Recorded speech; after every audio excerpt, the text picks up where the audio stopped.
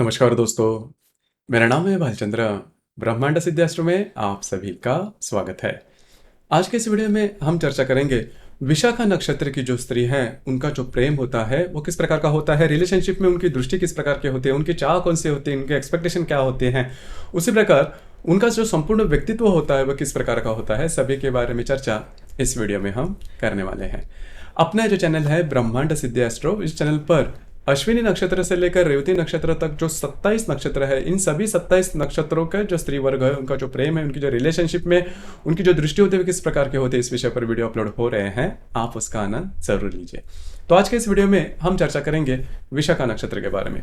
तो विशाखा नक्षत्र के बारे में अगर कहा जाए तो यह जो नक्षत्र है, इस नक्षत्र के जो पहले 3 चरण हैं वो तुला राशि में आते हैं और बाकी बचा जो 1 चरण है वो वृश्चिक राशि में आता है। तो तुला राशि और वृश्चिक राशि दोनों के जो गुणधर्म है वो इस नक्षत्र में देखे जा सकते हैं। उसी प्रकार इस नक्षत्र का जो स्वामी है वो गुरु है और इस नक्षत्र की जो देवता है वह इंद्राग्नि है। यह जो नक्षत्र है वह राक्षस गणी है। तामसी गुण इस नक्षत्र में ज्यादा देखे जा सकते हैं। तामसी गुण या फिर रजोगुण जिसे हम कहते हैं वो इस नक्षत्र में देखे जा सकते हैं। पहले तो सबसे महत्वपूर्ण बात, इस नक्षत्र की जो स्त्री होती है इनका जो रहन सहन होता है वो काफी अच्छा देखा जा सकता है। फैशन स्टेटमेंट भी काफी अच्छे देखे जा सकते हैं। भड़कीले जो रंग होते हैं, उस प्रकार की जो फैशन है, डार्क फैशन जिसे हम कहते हैं, वो करना ज्यादा पसंद करते हैं। थोड़े से गुस्सैल होते हैं, छोटी मोटी बातों को लेकर इनका जो मूड है वो स्विंग हो सकते हैं, या फिर इनकी जो वाणी होती है वो थोड़ी सी तीखी होती है। जो भी बात कहेंगे वो टू द पॉइंट कहेंगे और कभी कभी इसी वजह से म्यूचुअल रिलेशनशिप में प्रॉब्लम कॉम्प्लिकेशंस आ सकते हैं। तो ये बात इनमें देखी जा सकती है। थोड़े से शौकीन होते हैं,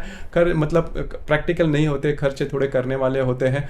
कभी कभी होता है क्या, काफ़ी ज़्यादा स्ट्रेट फॉरवर्ड होते हैं। मैंने जैसे कहा कि इस नक्षत्र में शुक्र की जो शौकीनता है वो इस नक्षत्र में ज़्यादा देखी जा सकती है।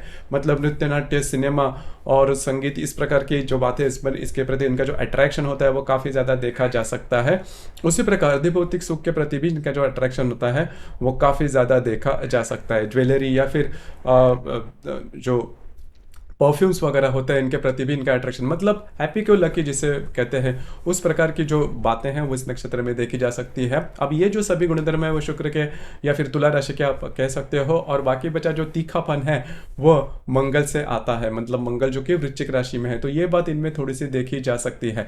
हालांकि ये जो नक्षत्र है वो सीधा सीधा चलने वाला नक्षत्र है, मतलब ईश्वर भक्त या फिर सुविचारी वगैरह इस प्रकार की बातें इस नक्षत्र में देखी नहीं जाती। थोड़े से प्रैक्टिकल होते हैं। जो भी बातें सामने हैं, जो बात हम महसूस कर सकते हैं, अनुभव कर सकते हैं, या फिर इंद्रियजन्य सुख जिसे हम मटेरियलिस्टिक हैप्पीनेस, इस प्रकार की जो बातें वो इस नक्षत्र में बहुत ज़्यादा देखी जा सकती है। और इसी प्रकार की इनकी जीवन की श्रद्धा भी होती है। और नॉर्मली देखा जाए तो ये नक्षत्र है वो सीधा सीधा होता है। ट्रांसपेरेंसी इनमें काफ़ी ज़्यादा देखी जा सकती है। इसी वजह से इनकी जो वाणी होती है वो भी ज़्यादा तीखी देखी जा सकती है। छोटी छोटी बातों को लेकर वो गुस्सा थोड़ा जल्दी हो जाते हैं। अब देखिए, अगर आप इस नक्षत्र के रिलेशनशिप में हैं तो आपको क्या करना चाहिए, क्या नहीं करना चाहिए। देखिए, इनकी जो सभी बातें अभी मैंने गिनवाई वो आपको सहन करनी होगी।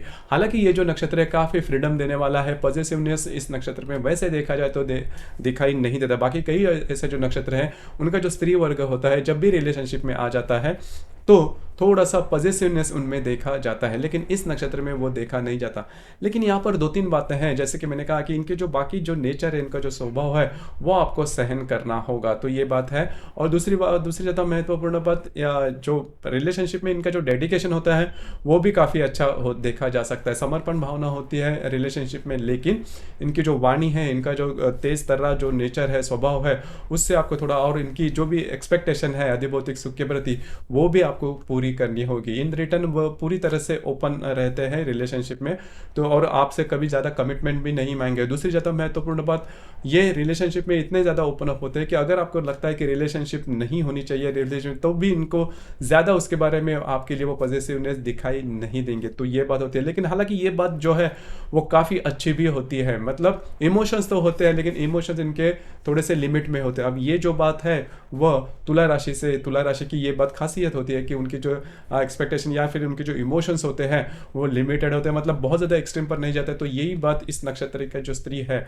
मतलब विशाखा नक्षत्र की जो स्त्री है, उनमें देखे जा सकते हैं। अब हम चर्चा करेंगे कि यदि आप इनके प्रेम में हो तो क्या करना चाहिए, क्या नहीं करना चाहिए।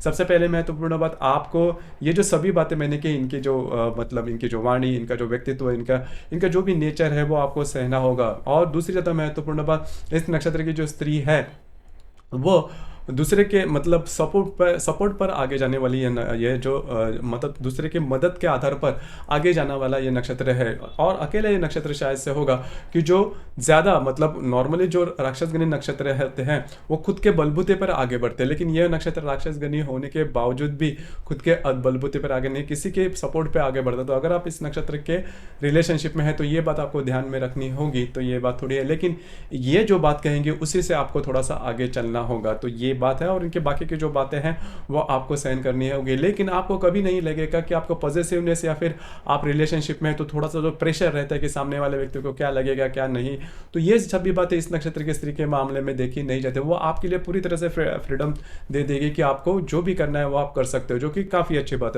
होगी। कमिटमेंट वाली बात इस नक्षत्र की जो स्त्री है वो नॉर्मली नहीं मांगती, लेकिन इस नक्षत्र की जो स्त्री होती है एक बार इसमें थोड़ा सा एक बात होती है, थोड़ी सी अलग होती है। अगर एक बार इस नक्षत्र की स्त्री ने ना कर दी रिलेशनशिप में जो भी बात है, तो फिर से वो आपके रिलेशनशिप कभी नहीं आएगी। तो ये जो बात है वो वृश्चिक राशि का जो मंगल है उसकी बातें इनमें वो देखी जा सकती है। तो रिलेशनशिप में आपको ये जो बात है वो थोड़ी सी सहन करनी होगी। और दूसरी ज़्यादा महत्वपूर्ण बात, अगर इस नक्षत्र की जो स्त्री है वो रूठ जाती है तो आपको क्या करना है, बहुत सिंपल है। क्योंकि इस नक्षत्र की जो स्त्री होती है अधिभौतिक सुख के प्रति इनका जो अट्रैक्शन होता है काफ़ी अच्छा है। अगर आप शॉपिंग के लिए जाओ या फिर इनके मनपसंद चीज़ें अगर आप दे दो तो जो बातें हैं वो काफ़ी मायनों में हो सकती है। लेकिन जैसे अभी मैंने कहा कि अगर कोई बात बहुत एक्सट्रीम पर जाती है और वो खुद से डिटैच हो जाती है आपके रिलेशनशिप में, फिर आपकी बात बनना करीबन कठिन हो जाता है। इसके बावजूद अगर कोई प्रॉब्लम कॉम्प्लिकेशन है तो आपकी जो कुंडली है वो देखनी ज़्यादा आवश्यक हो जाती है। तो दोस्तों ये था विशाखा नक्षत्र की जो स्त्री है वो रिलेशनशिप में किस प्रकार से आगे बढ़ सकती है या फिर उनकी रिलेशनशिप किस प्रकार की होती है, इस विषय पर चर्चा। आपको ये वीडियो कैसे लगा, आपने किस प्रकार से अनुभव किया, नीचे कमेंट बॉक्स में जरूर कमेंट करना। और अपना जो चैनल है ब्रह्मांड सिद्धि एस्ट्रो, इसे भी लाइक शेयर और सब्सक्राइब जरूर करना। धन्यवाद।